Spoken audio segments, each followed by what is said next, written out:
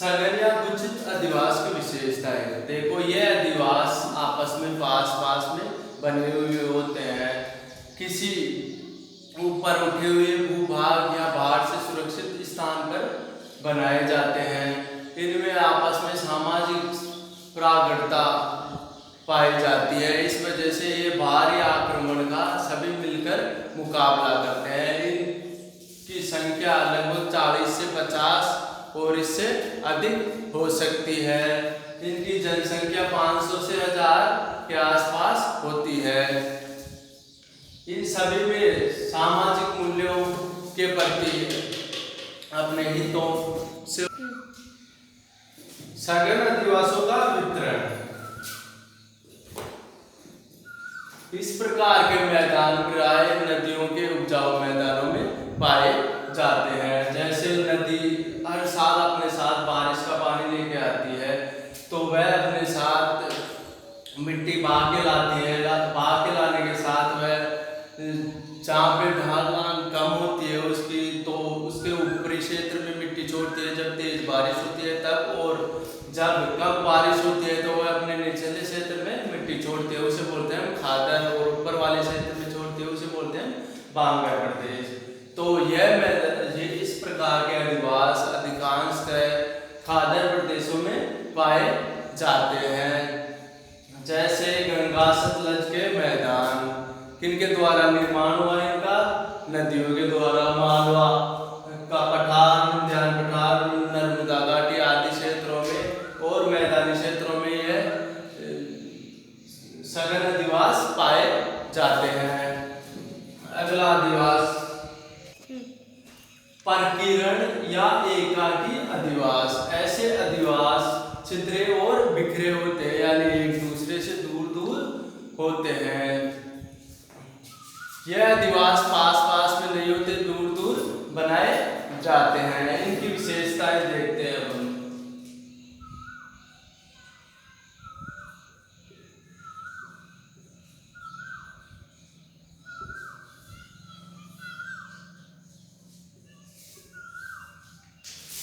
आवास एक दूसरे से दूर दूर होते हैं। व्यक्ति एकाकी रूप में रहना पसंद करता है। व्यक्ति स्वतंत्र जीवन जीने का आदी होता है। वह उसमें एक दूसरे की सहयोग की भावना भी क्या होती है, इनमें कम होती है। यानी सामाजिक मूल्यों हितों की जगह अपने हित और अपने मूल्य देखे जाते हैं। यहाँ पे कृषि में संलग्न जातियों में भी ऊंच नीच पाई जाती है, ऊंची जाति नीची जाति। अब इनका हम वितरण यानी वितरण क्षेत्र देखेंगे।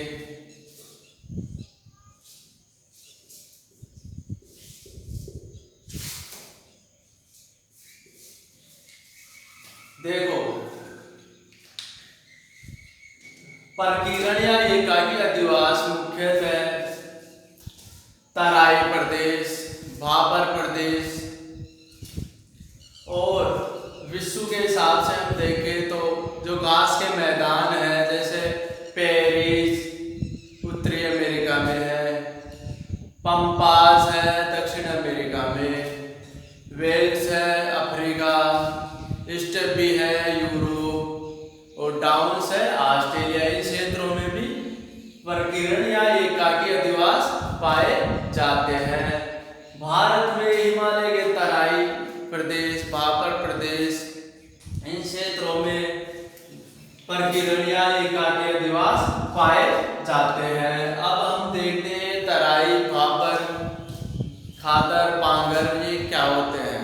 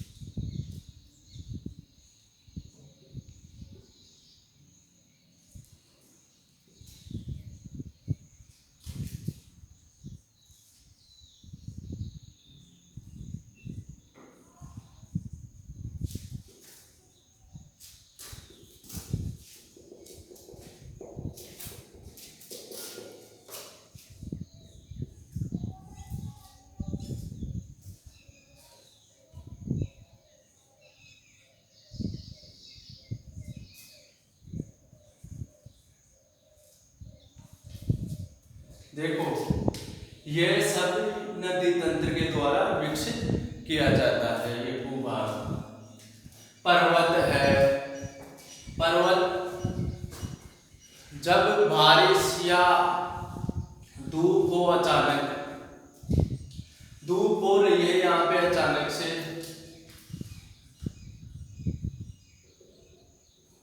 धूप के साथ धूप है और अचानक से छाए या बारिश होने लगे तो ये क्या होगा, चटक जाएगा ऊपर से। चटकने के बाद ये अपर्दन की क्रिया होती है इसमें। वो हवा के द्वारा भी हो सकती है, बारिश के द्वारा भी हो सकती है और बर्फ के द्वारा भी हो सकती है। अब जैसे यहाँ पे बारिश हो गई तो बारिश के साथ क्या होगा, इसका अपर्दन होगा। अपर्दन होगा तो इसके साथ बड़े बड़े पत्थर आएंगे। बड़े बड़े पत्थर आके इसकी तलहटी में जम जाएंगे।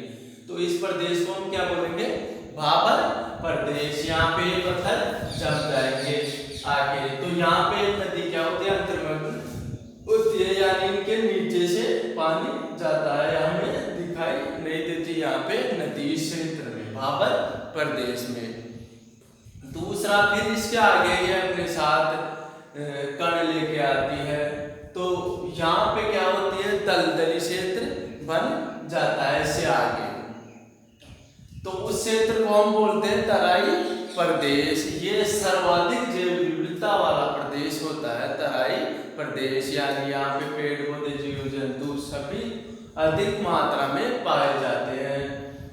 इसके आगे फिर जल लेके जाएगी नदी धीरे धीरे। जब तेज बारिश होती है तब तो वह अपने ऊपर वाले क्षेत्र में भी मिट्टी छोड़ती है, जैसे इधर छोड़ देगी, तेज बारिश हो रही है तो इसे क्या बोलेंगे हम, बांगर प्रदेश। मिट्टी छोड़ेगी तो यहाँ पे मैदान बनेंगे। और जब कम बारिश होती है तो ये अपने निचले प्रदेशों में ही मिट्टी छोड़ती है, यानी यहाँ पे तो ये हर साल मिट्टी जमाती है। तो इन प्रदेशों को क्या बोलेंगे हम, खादर प्रदेश। फिर आगे जाते जाते इसकी ढलान क्या हो जाएगी, मंद हो जाएगी। जहाँ पे समुद्र, तालाब, झील किसी में मिलती है वहां पे तो इसका जो जल प्रवाह है, धारा है, अलग अलग बढ़ जाएगी। जैसे यहाँ पे बढ़ी हुई है, इधर चली गई, यहाँ पे कोई ऊंची भूमि है तो इसे छोड़ के इससे इधर और इधर निकल जाएगी, इधर और इधर निकल जाएगी। तो ये जो भाग हमें दिखाई देगा उसे क्या बोलते हैं, डेल्टा। और इसमें भी मिट्टी इसके ऊपर हर साल चढ़ाई जाती है नदी के द्वारा। तो भाबर प्रदेश, तराई प्रदेश, बांगर प्रदेश, खादर प्रदेश और डेल्टा, ये आपके समझ में आ गया होगा। अब तीसरा पॉइंट है अपना, मिश्रित अधिवास। मिश्रित अधिवास, इन अधिवासों को अर्ध सघन या अर्ध केंद्रीय अधिवास भी कहा जाता है, यानी यह परकीरण और सघन अधिवास के मध्य की अवस्था होती है। जो इसकी उत्पत्ति का मुख्य कारण माना जाता है परिवार। जैसे हम देखते हैं गांवों में कोई ढाणी, अगर उस ढाणी में एक ही परिवार जाके खेत के बीच में एक घर बनाता है, फिर उसमें जैसे जैसे जनसंख्या बढ़ेगी उसकी उन घरों की संख्या क्या होती जाएगी, बढ़ती जाएगी। तो उस अवस्था को हम क्या कहेंगे, मिश्रित अधिवास। तो मिश्रित अधिवास मुख्यतः परिवार बढ़ने पर इन आवासों की संख्या बढ़ती जाती है। इस अधिवास को पर्यावरणीय कारणों से नहीं जोड़ सकते हम। मुख्य से कौन से कारण होते हैं इसमें, पारिवारिक कारण। पल्ली या पुराना अधिवास, यह अधिवास आपस में दूर दूर बनाए जाते हैं पर एक ही स्थान पर बनाए जाते हैं।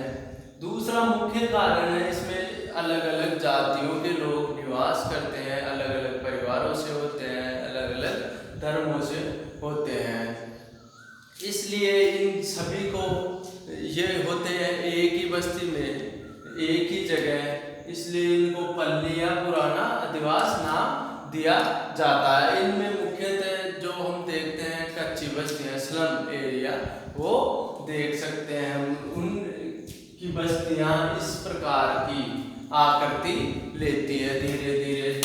जैसे इस प्रकार के आवास कहाँ पाए जाते हैं? खनन क्षेत्रों में या पर्वतीय घाटी क्षेत्रों में। जैसे पर्वत है कोई, तो इसके एक घर यहाँ है, फिर एक यहाँ होगा, एक यहाँ होगा, एक यहाँ होगा, है तो सभी एक ही लाइन में, एक ही जगह पर है। क्या है? दूर दूर है, इसलिए इन्हें पल्ली या पुराना अधिवास बोला जाता है। दूसरा जैसे खनन क्षेत्र है, कोई खान क्षेत्र है, तो इसमें इनके 3 सेट एक तरफ लगे हुए होते हैं और ये यहाँ पे अपना जीवन यापन करते हैं। तो इन्हें क्या बोलेंगे हम? पल्ली या पुराना अधिवास। यह क्षेत्र मुख्यतः पर्वतीय घाटी क्षेत्र और खनन क्षेत्र जहाँ पे से कोयला, पत्थर, रोड़ी वगैरह निकाली जाती है, उन क्षेत्रों में पाए जाते हैं या कच्ची बस्तियों में देख सकते हैं। अगला पॉइंट है अपना ग्रामीण अधिवासियों के प्रतिरूप। इनके यानी चित्र कैसे दिखाई देते हैं हमें? हम इन सभी को ऊपर से या किसी फोटो में देख के इन घरों की आकृति तो वह कैसी हमें दिखाई देती है, यानी उनके प्रतिरूप कैसे हैं? तारे आकार का है, त्रिभुज के आकार का है, या चौकोर है, आयताकार है, मधुमक्खी छत्ते की तरह है, या कैसे है? हमें किस प्रकार से दिखाई देता है इनका प्रतिरूप? उसका